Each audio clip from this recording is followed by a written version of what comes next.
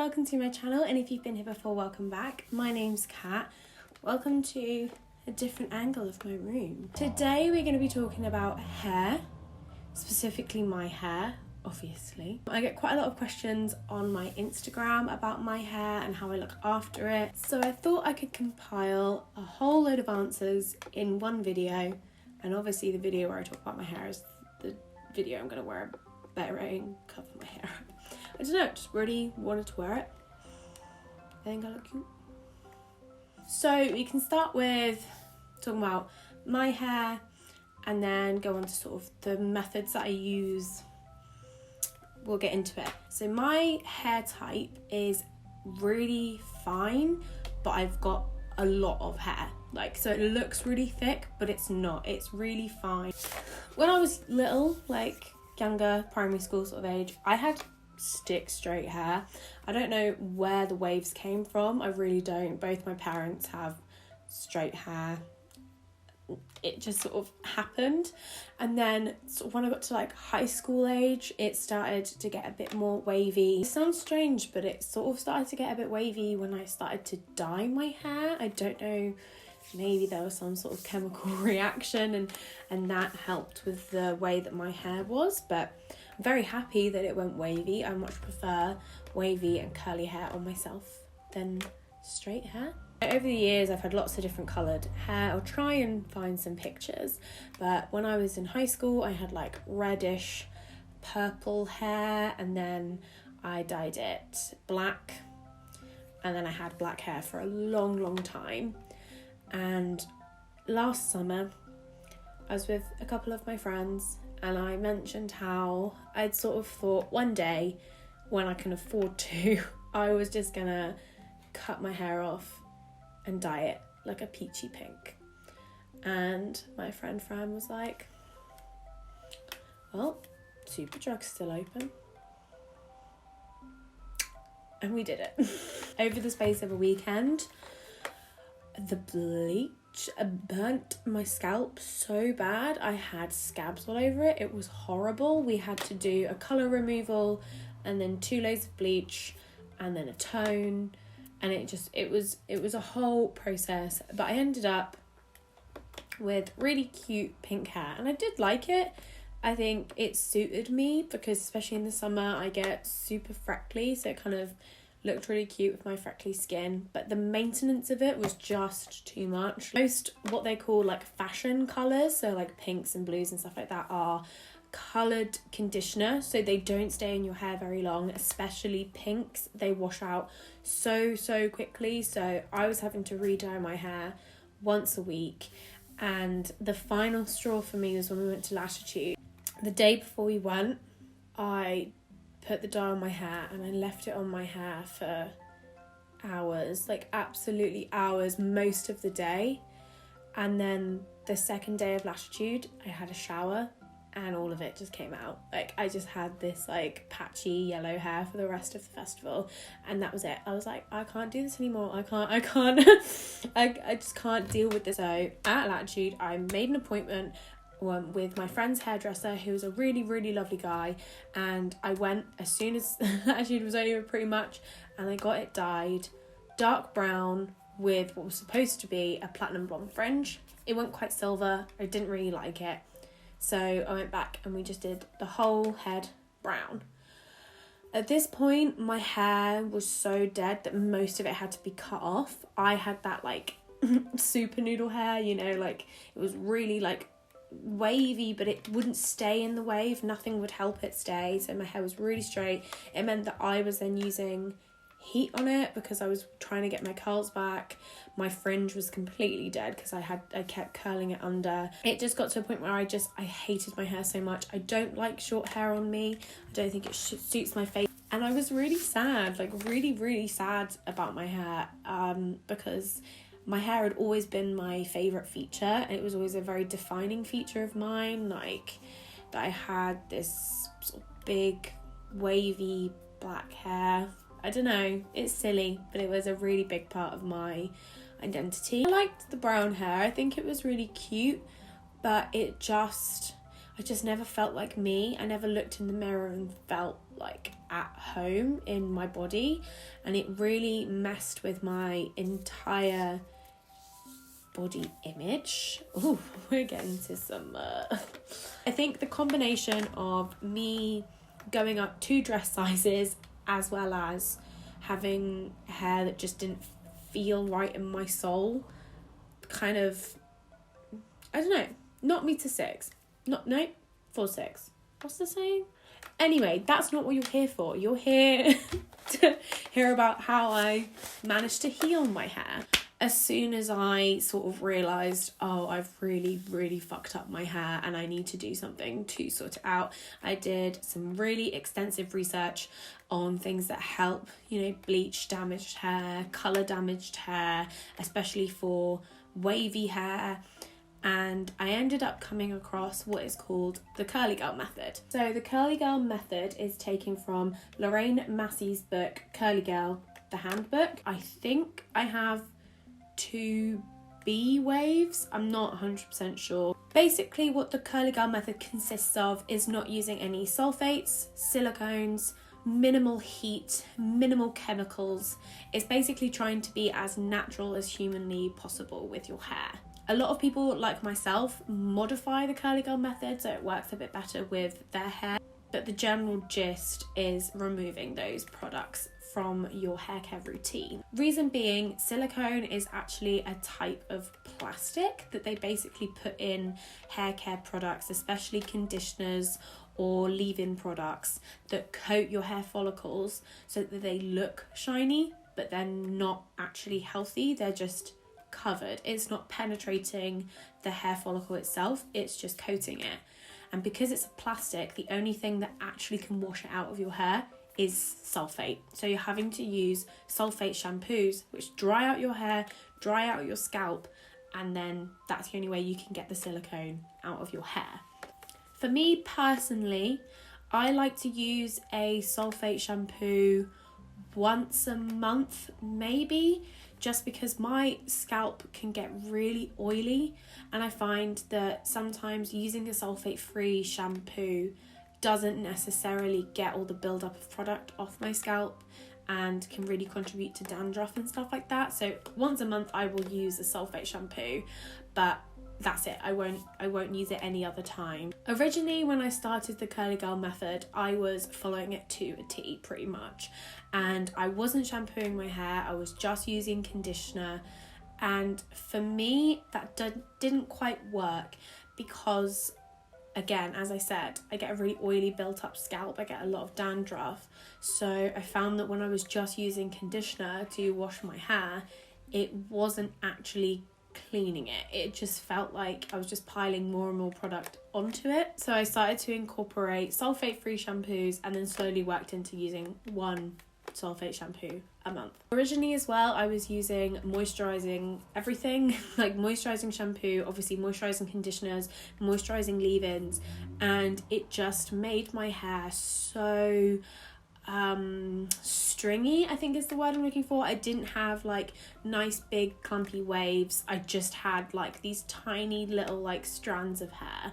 So I did some more research, and a lot of people were saying if you've got fine hair, use a volumizing shampoo, and they were so right. It changed the game completely for me.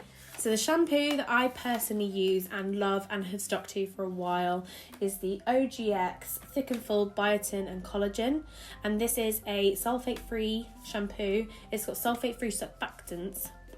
Say that 10 times once you've had 3 gins. Not drying, it's not, going to strip you of all your natural oils. It's so nice.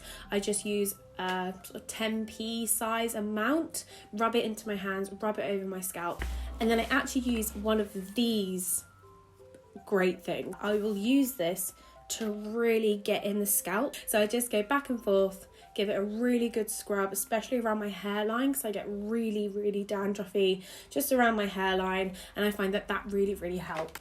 And then my favourite conditioner that I've been using for a really, really long time is the Mane and Tail conditioner. I've tried the normal one, the moisture one. They all pretty much do the same job. They're silicone free, dimethicone free, all those nasty chemical free. I'm not going to say it doesn't help your hair grow, but it stops your hair from snapping. This is something that Poppy actually recommended to me when I was I think we were about 19. It was just before I moved into this flat, actually, because I'd cut all my hair off because I was having a hard time and I hated it. I absolutely hated it. And Pops was like, use this conditioner. I used it when I cut off all my hair and it grew like 3 inches in a couple of months. What it does is it helps repair your dead ends. So every month, I think you lose 3/4 of an inch of your hair from it snapping off from being dead, whereas this stops that from happening, so you're not losing that length that you naturally grow. So it's not encouraging growth, it's just stopping it from snapping. Does that make sense? Love this product. It's definitely like a holy grail hair care product for me personally. Now I'm going to talk about a product and a method that completely changed the state of my hair and completely helped it just come back to life. So the first thing I actually want to talk about before I get into this is telling the difference between whether your hair needs moisture or whether it needs protein. This is something that I struggled with for a long time because I just assumed my hair needed moisture, but actually you need a really good balance of the two. If your hair needs moisture, when your hair is wet and you pull it, it snaps. If your hair needs protein, when it's wet and you pull it, it doesn't just go back to where you pull it, it kind of pings up and it goes all scraggly and wrinkly and noodly. It's the only way I can describe it. But that's how you know you need protein. If you're washing your hair in the shower and you can kind of feel it's kind of squishy, you need protein. And the best way I've found to do that is rice water rinses. There are so many videos on YouTube showing you how to do it. Basically, it's where you boil rice, you strain the water, and you just rinse your hair with it. Leave that in your hair and then shampoo it out. And I find that this makes such a huge difference. There are actually quite a lot of tribes. I'm not going to say where off the top of my head, I'll have to Google it and sort of insert. There are a lot of tribes that pretty much exclusively wash their hair with rice water, and they have the longest, strongest hair pretty much in the world. It really helps with hair growth. I always find when I do a rice water rinse, if I'm doing it like the gel consistency, I will mix it with a deep conditioner and do that at the same time. Or if it's the water rinse, I will do a deep conditioner afterwards. That was a lot of words. I hope that made sense. The next one is actually a product, and it is something that I'm sure a lot of you have heard of, and it is Olaplex. This is the number 3, the hair perfector. This little thing costs £26, but worth every penny in my personal opinion. This is the second one I've had. I get it from Cult Beauty. This isn't, as it says on the back, not a conditioner, bond builder. It helps get in your hair follicles and repair those bonds that break when you chemically damage it. This is amazing. Now I box dye my hair. Just what's the point in going to the hairdressers to get your hair dyed black? I'm not a hair care specialist, okay? I'm just here to tell you what worked for me. When I've dyed my hair, I'll use this every week for about 3 weeks, and I will leave it on for about an hour.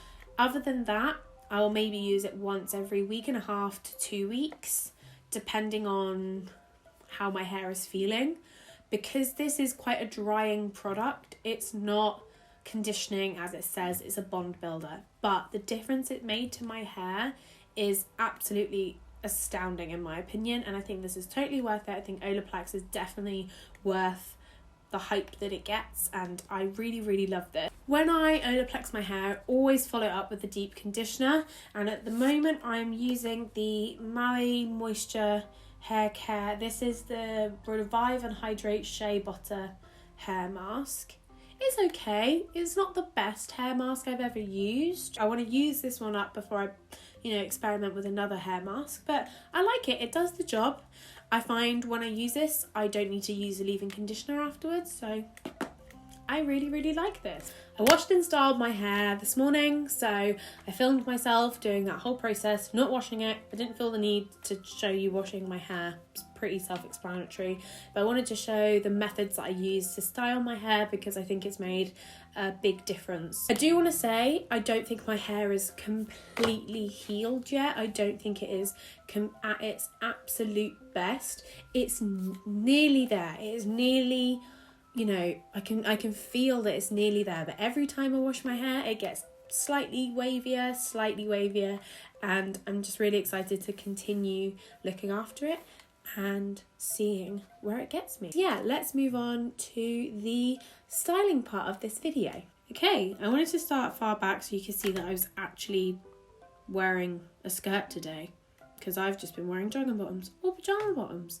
So let's begin. First things first, I resaturate my hair with water. I just use this spray bottle that I got from Primark. Nope, Poundland. And I really wet it down, saturate it up, because I find that when my hair is sort of damp or like on its way to being dry, the products don't really melt in as well. So I like it to be more sort of soaking. I'm just getting my part in, mostly for my fringe than anything else. I'm growing it out, don't judge me. I'm going into the African Pride Shea Miracle Moisture Intense Leave-In Conditioner. This works really nice and it smells like pina colada, so I'm a big fan of it. I don't always use a leave-in conditioner. It all depends on the way that my hair is feeling, and I really only concentrate it on the very ends of my hair, and sort of afterwards I'll kind of run my fingers through the top halves of my hair, really squish it in. But I don't like to get this too close to my scalp because, as I've said, my scalp gets really oily, and I'd rather leave the conditioning products to the bottom. Now, my holy grail gel. This is the Umberto Giannani, I think, curl jelly. It's the scrunching jelly. This is perfect for my hair because it's nice and thin, and it works really nicely with my fine hair rather than a really thick gel. I've tried a thick gel and it just makes my hair feel really sticky and gross and greasy. So I smooth this over all of my hair, and then I'll add a little bit more and flip my head over, and I kind of squish it on the back and on the underneath. I sort of do a little bit of the praying hands technique, which is basically where you like squish it into your hair with the flats of your palms, but I don't always. Now I'm taking a t-shirt. This is my Love Song t-shirt that Calvin got me a long time ago, which I don't really wear, but it's perfect for hair squishing. Now I'm squishing it into my hair. You can see what a difference it makes, really squeezing it in. I like to use a t-shirt because it stops it from getting too frizzy, and I find it helps kind of clump the hair together a bit better, and it also takes out the excess moisture. I also just really hate the way the sticky hair feels on my hands, so I'd rather use a t-shirt than use my hands. But a lot of people use their hands, and that's fine, they can do that.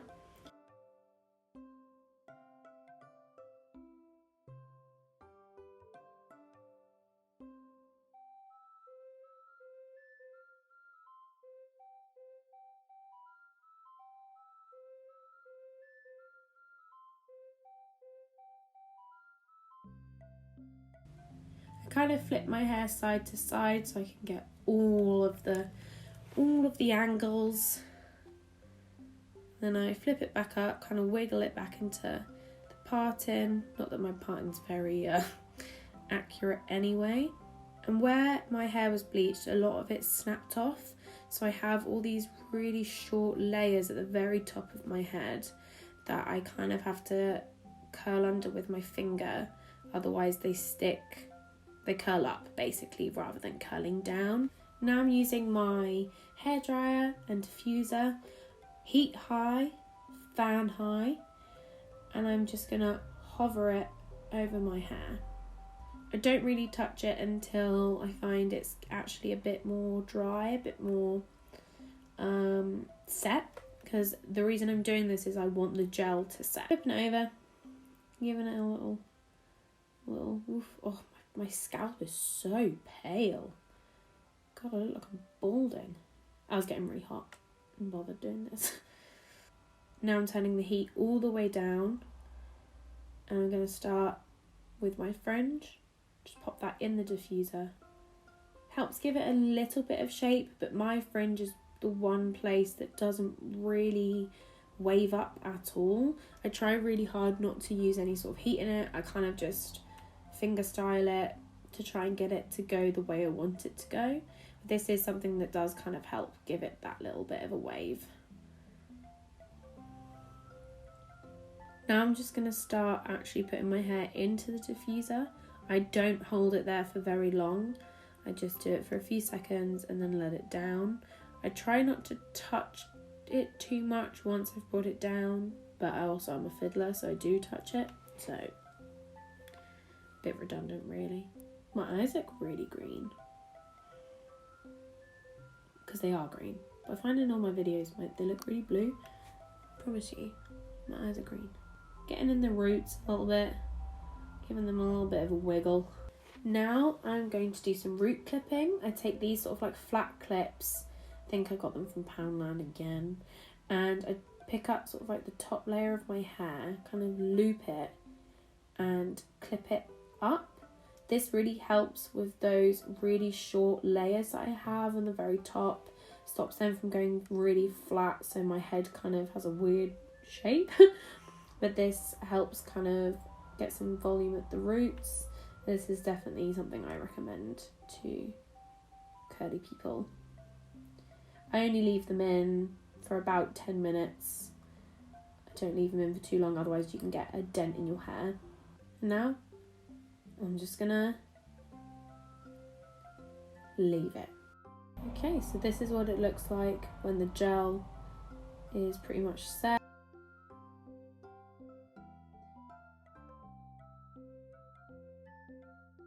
Now it's time to scrunch out that crunch. A lot of people are scared of products that leave their hair in a cast, but you want that. You want your hair to get in a cast and then you squeeze it out and you're left with like nice soft curls, but you've managed to hold in any of the moisture that you've put underneath that gel. If you have thicker hair than me, I would very much recommend putting on a curl cream before you put on a curling gel. Again, my hair is very wavy. It's not curly by any means, it's wavy. I sometimes do this with a t-shirt or a microfiber towel. There are some people who squish out their hair with an oil. I find that's too heavy for me. But today I just felt like doing it with my hands. So I flip my hair over, getting all of the back. And at this point you can see what I mean when I say I've got thin hair, but a lot of it. And now you can see that my hair looks a lot softer, a lot shinier, got a lot more volume to it. I like to kind of finger style, I think is the term, you know, just go around, move bits, kind of make it work a bit better. This is the front and that's what it looks like at the back. It's still a bit raggedy at the back because I'm growing out some layers, but so yeah, that's how I style my hair. It's been maybe like an hour since I did that. I feel so much better about my hair now, especially now it's back to black. Black is just like me. I feel very, very me when my hair is black. It's really made a world of a difference for me. I'm going to link some videos down in the bio of other videos that I watched that helped me get onto this curly girl train, some really helpful tips. And the way I do my curly girl method is completely modified to work with my hair.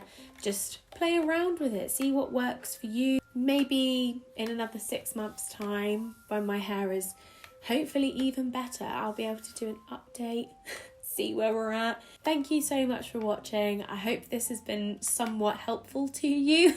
Like and subscribe if you'd like to like and subscribe. I hope you're feeling funky and fresh as much as you possibly can do in this strange time.